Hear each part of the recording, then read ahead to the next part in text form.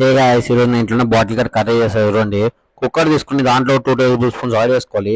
దాంట్లోనే ఈ మస్టర్డ్ ఇవి వేసేసుకుని ఒక 2 3 కర్రీ లీవ్స్ కూడా వేసేసుకోవాలి. ఒక్కసేపు వేయించాలి. తర్వాత ఒక 2 పెద్ద ఉల్లిపాయలు కట్ చేసుకుని అవి కూడా 2 అయితే వేయించేసేయాలి.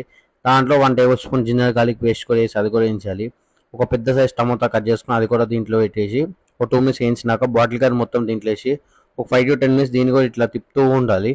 అయిపోయినాక ఒక మిక్సీలో కోకోనట్ పౌడరు, దాంతో పాటు ఒక 2 3 క్యాష్యూస్, ఒక 4 5 వేసుకోండి, ఇంకా మంచిది. క్యాష్యూస్ వేసుకుని దాంట్లో కొద్దిగా ఇది ఫస్ట్ మిక్స్ చేసి మళ్ళీ వాటర్ పోసి మళ్ళీ మిక్స్ చేసేయాలి.